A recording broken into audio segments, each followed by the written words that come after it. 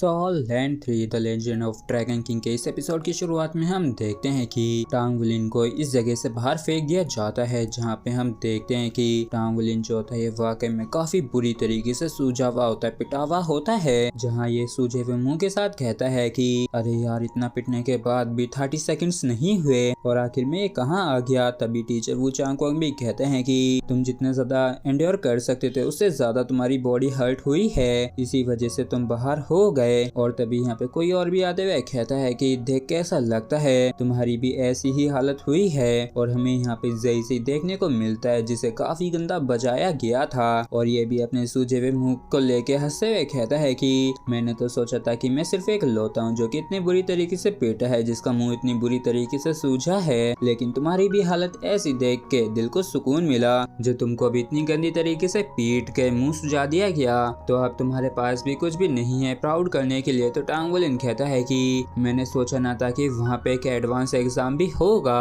और सिर्फ 2 intermediate exam को पास करने से ही मेरी मरने जैसी हालत हो गई। तो इस चीज को सुन के सही सही चौंक जाता है और कहता है कि क्या एडवांस एग्जाम, क्या सच में एडवांस एग्जाम भी था? मुझे तो बस सेकंड इंटरमीडिएट एग्जाम वाली ने ही पीट दिया। तो टीचर वो चांगकोंग कहते हैं कि चलो ठीक है, अब तुम दोनों ही गुई के लिए इंतजार करो, वो अभी तक खत्म करके नहीं आई है। तो ये लोग भी चौंक जाते हैं कि गुई जो है वो अभी तक बाहर नहीं आई है, जिसका एक मतलब ये भी है कि वो हाईएस्ट लेवल तक पहुंच गई है। और तभी सही सही किसी चीज को देख के कहता है कि क्या वो गुई युई है। तो टांगुलिन भी कहता है कि देखो डोर जो है वो अचानक से शाइन करने लगा है, लगता है कि गुई जो है बाहर आ रही है। और तभी हम गुई को देखते हैं जो कि काफी सारी गुलाटियां खाते हुए उड़ते हुए आ रही होती है और सीधे जाके एक वॉल से काफी जोर से टकराती है, लेकिन ये कूल बनना बिल्कुल भी नहीं भूलती है। और हम देखते हैं कि गुई जो होती काफी गंदी तरीके से पिटी हुई होती है और सूजी हुई, लेकिन फिर भी ये कहती है कि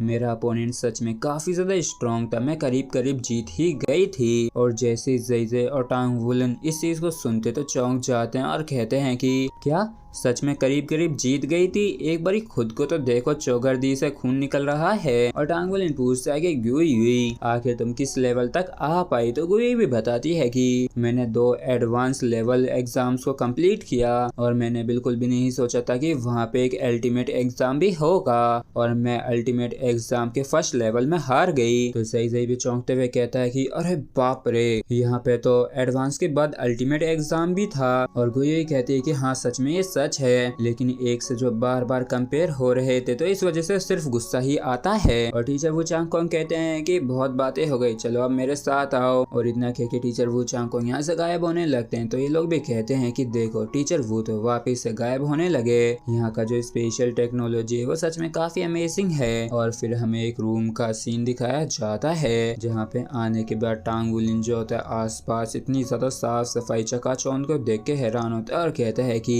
ये ऑफिस तो सच में काफी बड़ा है और उससे भी बढ़कर काफी अच्छी तरीके से डेकोर किया गया है। तो टीचर वू चांगकोंग जो होते हैं ये कहते हैं कि एग्जाम में तुम लोगों ने जिन अपोनेंट्स का सामना किया वो तुम्हारे ही लेवल के थे, तो तुम लोग पक्का यही सोच रहे होगे कि आखिर उनसे लड़ पाना फिर इतना ज्यादा मुश्किल क्यों था। असल में वो लोग किसी समय पे एक्चुअल स्पिरिट मास्टर थे, और अभी ये जो तुम्हारे अपोनेंट थे वो सिमुलेशन से फॉर्म हुए थे, तो इसी वजह से उनकी जो बॉडी थी उनकी सिर्फ 70 पावर को ही रिलीज कर पा रही थी। और स्पिरिट असैसिन प्लेटफॉर्म में तुम लोग तकरीबन अपने लिमिट्स तक पहुंच गए थे स्पिरिट फोर्स को एब्सॉर्ब करने में, जिसका एक मतलब ये भी है कि तुम लोग उससे और ज्यादा एक्सपीरियंस नहीं ले पाते। इसी वजह से तुम लोगों को किसी और जगह की जरूरत है कॉम्बैट एक्सपीरियंस लेने के लिए। और हॉल ऑफ हीरोज के अंदर कॉम्बैट करना काफी ज्यादा रियल और भी ज्यादा बेनिफिशियल होता है, क्योंकि इसके अंदर असल में तुम लोगों को इंजरीज भी मिलती हैं। इसी वजह से स्पिरिट असैसिन प्लेटफॉर्म के मुकाबले तुम लोगों को यहाँ पे काफी हायर लेवल की अंडरस्टैंडिंग मिलती है। और असल में टर्म एग्जाम का जो एंड था वो तो रिबेलिंग स्पिरिट असैसिन प्लेटफॉर्म में ही एंड हो गया था, लेकिन तुम लोगों ने यहाँ पे जो एग्जाम पास किया तो इसका मतलब ये है कि तुम लोग इस ऑर्गेनाइजेशन को ज्वाइन कर सकते हो।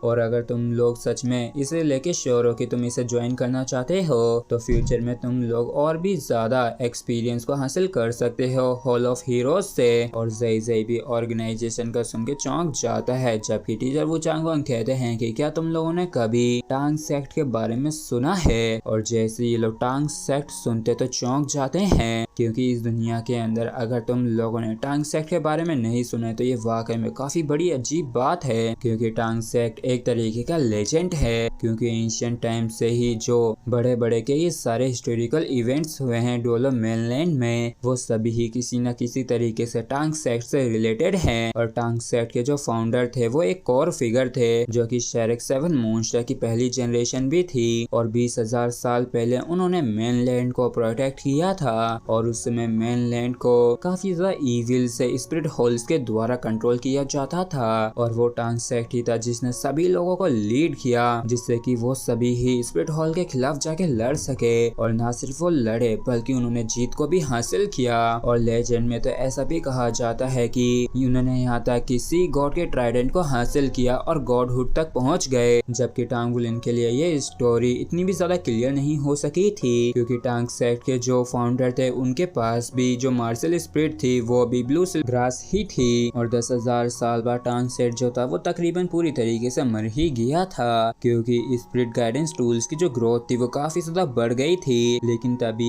एक और लेजेंडरी पर्सन उभर के सामने आया, और उसने अकेले ही वर्तमान में जो स्पिरिट पगोड़ा ऑर्गेनाइजेशन है उसकी स्थापना की। और तो और वो स्पिरिट फोर्स का क्रिएटर भी है। और ऐसा भी कहा जा सकता है कि उसने स्पिरिट मास्टर वर्ल्ड के मॉडर्न स्ट्रक्चर को बदला है। और जो दूसरी बार टांग सेक्ट उभर के सामने आया था तो ये फिर दोबारा कभी फॉल नहीं हुआ, तबाह नहीं हुआ। लेकिन ऐसा सुनने में आया है कि स्टारलो एम्पायर और हेवन डो एम्पायर के साथ ही वो बाकी के 2 मेनलैंड्स में गए और बिना किसी नामो निशान के गायब हो गए। तो टांग वुलिन भी हैरान के साथ कहता है कि टीचर वो एक तरीके से टांग सेक्ट तो खत्म हो चुका है ना, क्योंकि वो तो बाकी के 2 मेनलैंड्स पे गया है और बिना किसी नामो निशान के गायब हो गया। तो टीचर वो भी कहते हैं कि नहीं, टांग सेक्ट जो है वो कभी भी पूरी तरीके से गायब नहीं हुआ। और हाँ, टांग सेक्ट जो है ये भी बाकी के 2 मेनलैंड पे बेस्ड है, बिल्कुल स्पिरिट पगोड़ा की तरह। लेकिन डोलो मेनलैंड में टांग सेक्ट जो है वो हमेशा से ही एग्जिस्ट किया है, और इस चीज को फेडरल गवर्नमेंट भी जानती है। लेकिन टांग सेक्ट हद से ज्यादा पॉपुलैरिटी को हासिल ना कर ले, इसलिए उसको पब्लिक नहीं किया गया। तो अभी हम जिस जगह पे हैं तो इस कंपनी को टांग सेक्ट ही ऑन करती है, और इसे डेजलिंग एरा टांग sect science and technology company भी कह सकते हैं। और ये जो हॉल ऑफ हीरोज है ये एक एक्सपीरियंस सिस्टम है जिसे टांग सेक्ट के द्वारा डेवलप किया गया है। और जो लोग अभी अभी तुम लोगों से लड़ रहे थे वो शेरेक 7 मॉन्स्टर्स से टांग सेक्ट के मेंबर थे। तो इस चीज को सुन के टांग वुलिन और ज़ई चौंक जाते और कहते हैं कि मतलब कि जो लोग हमारे साथ अभी अभी लड़ रहे थे वो सभी की सभी रियल मेंबर्स थे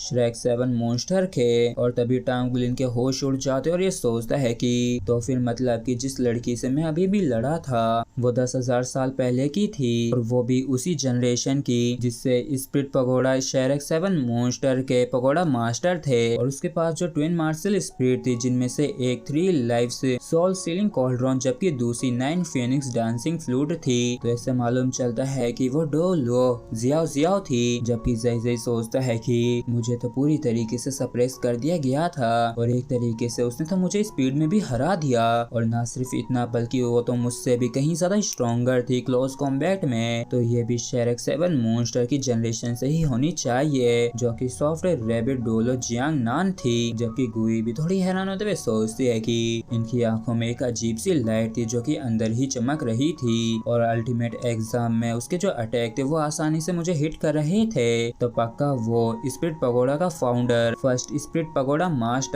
मास्टर स्पिरिट आइस डोलो हुआ युहाओ होगा। और इसी चीज के बारे में सोचते हुए हमारा जो एपिसोड है यहीं पे खत्म होता है। अगर आप लोगों को वीडियो अच्छा लगा तो प्लीज चैनल को सब्सक्राइब और वीडियो को लाइक करना बिल्कुल भी ना भूलें। Thank you.